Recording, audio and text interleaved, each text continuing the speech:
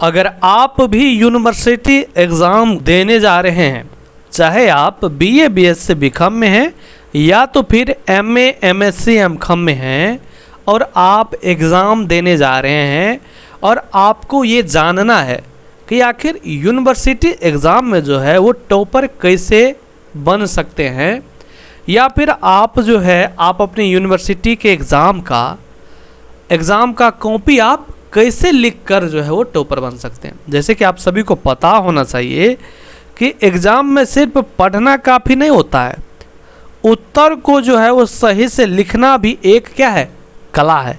क्योंकि सही प्रेजेंटेशन ही जो है आप हर सब्जेक्ट में आपको जो है वो 10 से 15 मार्क्स एक्स्ट्रा आप जो है वो ला सकते हैं सही प्रेजेंटेशन से।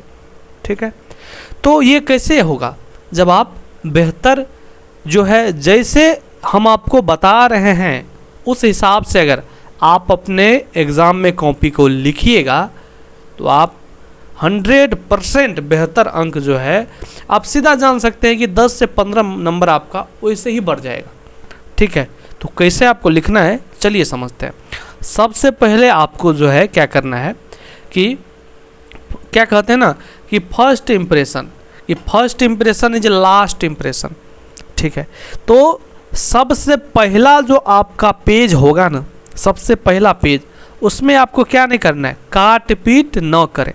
तो शुरुआत के 4 से 5 पेजों में जो है आपको बिल्कुल साफ सुथरा और सुंदर लिखावट में ही लिखे, ताकि कॉपी जांचने वाले जो है वो आपको ज़्यादा से ज़्यादा नंबर दे सकेंगे। क्योंकि आपके कॉपी अगर 4 से 5 पेज अच्छा से लिखे रहते हैं तो क्या होता है ना कि कॉपी जांचने वालों पर जो है वो अच्छा प्रभाव पड़ता है। ठीक है, दूसरा बात आपको क्या करना है, याद रखना है कि सबसे बेस्ट आंसर पहले दे। वो कैसे, तो जो सवाल आपको सबसे अच्छे और सटीक तरीके से याद हो उसे सबसे पहले लिखना शुरू करें। ठीक है, और आप जो है क्रम की चिंता न करें। क्रम कहने का मतलब जैसे कि आप जो है आपको मान लीजिए 1 नंबर का क्वेश्चन आता है, फिर 2 नंबर का नहीं आता है, फिर 3 नंबर का आता है, तो आप ऐसा नहीं कि हमको जो है 2 का भी लिखना है। जब आपको 2 नंबर का क्वेश्चन आ ही नहीं रहा है तो आप कैसे लिखिएगा। तो ये आपको देखना नहीं है, आपको जो पहले आ रहा है उसको ही लिखना है, क्योंकि उसको आप बेहतर और अच्छे तरीके से लिख पाइएगा। तो जो भी आपके कॉपी चेक करेंगे, उल्टाएंगे पेज और देखेंगे शुरुआत के 2-4 आंसर बेहतर है, तो वैसे ही आपको नंबर समझ में आएगा उनको कि विद्यार्थी अच्छा है, इनको नंबर मिलना चाहिए। समझ रहे बातों को, तो ये सब बहुत ज़्यादा इम्पोर्टेंट होता है। ठीक है, आगे समझिए कि रोल नंबर और डिटेल्स ये सब आपको सही से लिखना है और बिना गलती किए शांत दिमाग से ध्यान पूर्वक भरना होता है। अगर आप OMR ही और फ्रंट पेज जो है वो अच्छा से नहीं लिखिएगा, रोल नंबर सब अच्छा से नहीं लिखिएगा, सही नहीं लिखिएगा, तो हो सकता है कि आपका रिजल्ट पेंडिंग हो जाए, आपका रिजल्टे नहीं आए। तो सबसे पहले ये सब देखना है, लिखने से पहले आपको ये सब सबसे इम्पोर्टेंट होता है। ठीक है, तो ये भी आपको जानना ज़रूरी है। आप जैसे एग्ज़ाम में जाते हैं, आपको कॉपी मिलता है, तो पहले आप नाम रोल नंबर, ठीक ना, ये सब आपको सबसे पहले, रजिस्ट्रेशन नंबर, ये सब आपको सबसे पहले भर लेनी चाहिए। ठीक है, इसके बाद ही आपको जो है अगला काम करना चाहिए। आगे क्या करना है कि ध्यान से समझिएगा, पेज मैनेजमेंट और शब्द सीमा। ठीक ना, कि कितने पेज में और कितने शब्द में आंसर लिखे, ये सबसे इम्पोर्टेंट होता है। ठीक है, सबसे इम्पोर्टेंट ये होता है। तो कुछ लोग कहेंगे यहाँ पर, वैसे तो सबके लिए इम्पोर्टेंट है, लेकिन यहाँ पर जैसे कि कुछ लोग कहेंगे सर हम बीए में हैं, बीएससी कर रहे हैं, बीकॉम कर रहे हैं, तो इसीलिए इसमें हम सब चीज़ डिटेल में बता रहे हैं, आपको घबराने की आवश्यकता नहीं है। अगर आपका जो 5 नंबर का, ठीक है, जैसे कि आपका 4 गो क्वेश्चन का जो आपका जवाब देना होता है 5 नंबरिया में, ठीक है, 5 नंबरिया में, उसको कैसे आप लिखिएगा। ठीक है, 5 नंबरिया में जो आपका 4 गो का आंसर देना होता है, उनको आप कितने पेज में लिखिएगा बताइए।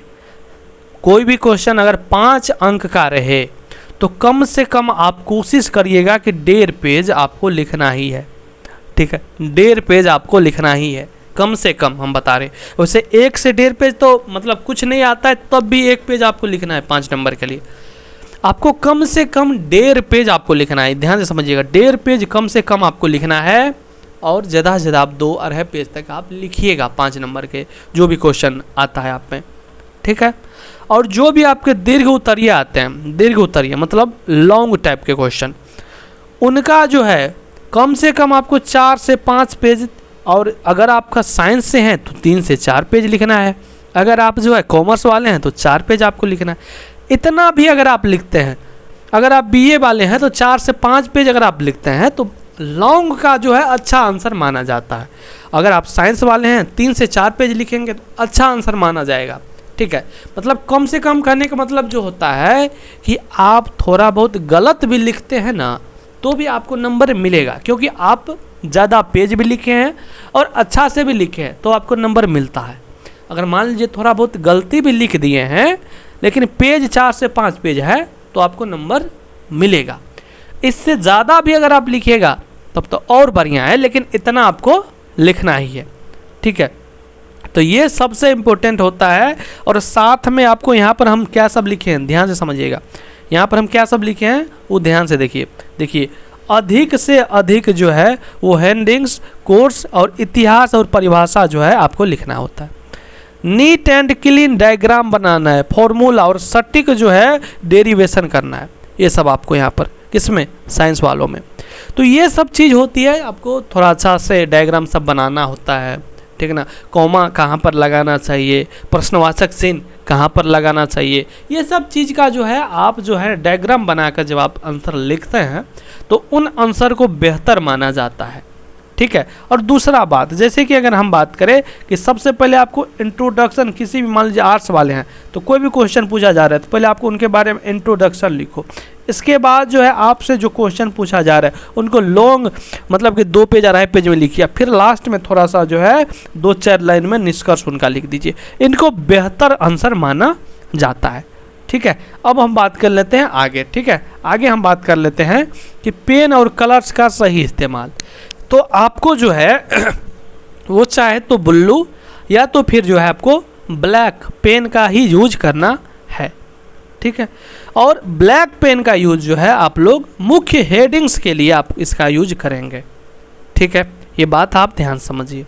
और जो आपका जो है ब्लू का, ब्लैक का तो आपको करना है हेडिंग्स में, और ब्लू का जो यूज आप इसे अपना जो आंसर आप लिख रहे हैं उसमें आपको करना है। इसके बाद अंडरलाइन का भी यूज करना है, जैसे कि हमने आपको बताया भी, क्योंकि जो है हर जरूरी कीवर्ड, महत्वपूर्ण परिभाषा या किसी वैज्ञानिक विद्वान के नाम के नीचे ब्लैक पेन से लाइन जरूर खींचे, ये सब बहुत इंपॉर्टेंट होता है, ठीक है। और चेतावनी में क्या, यहाँ पर देखिए कि रेड, ग्रीन या चमकीले पेन का इस्तेमाल परीक्षा में बिल्कुल नहीं करना है, बिल्कुल क्या करना है, नहीं करना है। इन बातों का आपको ध्यान देना है।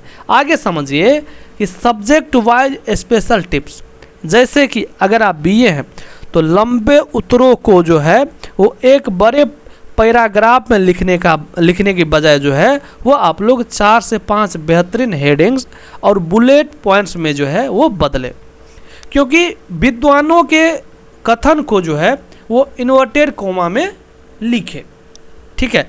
बीएससी में ये सब आपको डायग्राम सब चित्र सब यहाँ पर आपको ध्यान देने होते हैं, ठीक है। मैथ फिजिक्स में फाइनल फार्मूलों को जो है वो हमेशा एक सुंदर बॉक्स में जो है वो बंद करें तो बेहतर लगता है देखने में भी, ठीक है। इसी प्रकार से अकाउंट्स के फॉर्मेट हमेशा जो है स्केल मतलब कि पटरी और पेंसिल से खींचे, ठीक है। बिजनेस स्टडी और जो है इकोनॉमिक्स में जो है वो फ्लो चार्ट और रियल लाइफ जो है आपको एग्जाम्पल्स को शामिल करें, तब इनको जो है बेहतर जो है आंसर माना जाता है, ठीक है। आगे हम बात कर लेते हैं कि आपको टाइम मैनेजमेंट कि कितना समय जो है आपको कितने क्वेश्चन में देना है। जैसे कि हर सेक्शन के लिए पहले से समय तय कर ले कि हमको जो है अगर इतना लॉन्ग है तो हमको 25 से 30 मिनट देना है, ठीक है, क्योंकि ये सब बहुत इम्पोर्टेंट होता है।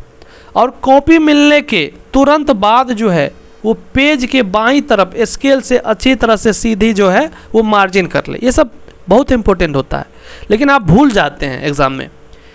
एक उत्तर खत्म होने पर लाइन जो है वो खाली छोड़े और ब्लैक पेन से एक सीधी लाइन खींचकर जो है वो अगला नया उत्तर शुरू करें। जैसे कि मान लीजिए आपका जो है वो यहाँ पर हम लिख रहे हैं, जैसे कि आपका एक क्वेश्चन का आपने आंसर इतना लिखा, तो आपको 1-2 लाइन छोड़ देना है, फिर अगला आंसर आपको लिखना है। क्योंकि जब भी चेक करने वाले आएंगे तो उनको आप जब मिलाइए दीजिएगा तो उनको पता नहीं चलेगा कि आप इनका आंसर लिखे हैं कि इनका आंसर लिखे हैं। वो समझेंगे कि दो आंसर आप लिखे हैं, तो उनको लगेगा कि केवल एक ही का आंसर लिखा गया है और आपको केवल एक ही क्वेश्चन का नंबर मिलेगा। तो ये सब बहुत इंपॉर्टेंट होते हैं, ठीक है। इसके बाद आपको धन्यवाद, ठीक है। और थोड़ा सा ये चीज़ आप ध्यान दीजिएगा यहाँ पर कि रिवीजन जो है परीक्षा समाप्त होने से ठीक 10 मिनट पहले आपको जो है वो लिखना बंद करें और पूरी कॉपी को दोबारा ध्यान से चेक करें।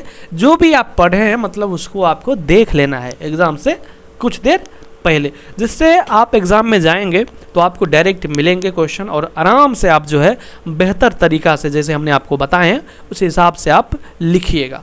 उम्मीद कर रहे हैं कि आपको ये वीडियो बहुत जो है वो हेल्पफुल लगेंगे, और वीडियो कैसा लगा है ज़रूर कमेंट्स में बताइए, और चैनल पर नए हैं तो ज़रूर सब्सक्राइब कीजिए। हमारी टेलीग्राम से जुड़ सकते हैं जिसका लिंक हम डिस्क्रिप्शन में दे दिए हैं। हर एक अपडेट आपको वहाँ पर सबसे पहले सही जानकारी के साथ देखने को मिलेंगे। धन्यवाद।